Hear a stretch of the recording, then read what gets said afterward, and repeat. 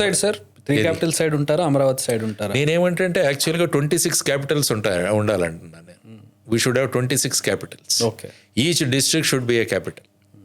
దీనికి తమిళనాడు మోడల్ మీరు చూడాలి ఒకసారి.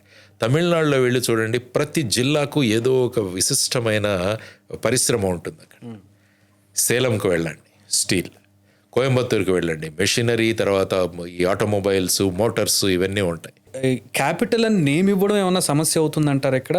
మీరు ఇప్పుడు అన్నట్టు సేలంలో కానీ వాటన్నిటి క్యాపిటల్ అని పేరు లేదు, కానీ డెవలప్మెంట్ జరుగుతుంది. Development each district. కానీ ఇక్కడ మనకు వచ్చేటప్పుడు దీనికి ప్రధాన ఇది క్యాపిటల్ అని చెప్పడం అనేది ఏమైనా సమస్య అవుతుంది అనుకోవచ్చు? సమస్య ఏం అవ్వదు. యాక్చువల్గా ఏంటంటే ఒక క్యాపిటల్ అంటూ ఉండాలి ప్రతి స్టేట్కి.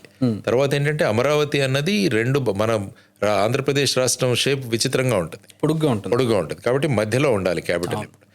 ఏ ప్రభుత్వమైనా ఆలోచించాల్సింది ఏంటంటే, ఒక శ్రీకాకుళం ఇచ్చాపురంలో ఉన్న ఒక వ్యక్తి అమరావతికి ఒక పర్యాటకుడుగా రావాలి, కానీ సమస్య పరిష్కారం కోసం అమరావతికి రాకూడదు. ఏ సమస్యలు అక్కడే సాల్వ్ అవ్వాలి. ఎందుకంటే ఇంత టెక్నాలజీ ఉంది, ఇంత బ్యూరోక్రసీ ఉంది మనకు. మళ్ళా అక్కడ నుంచి ఒక సంచి పట్టుకొని ఇక్కడి వరకు వస్తున్నా అంటే మనం అడ్మినిస్ట్రేషన్లో కూడా ఫెయిల్ అయినట్టే కదా.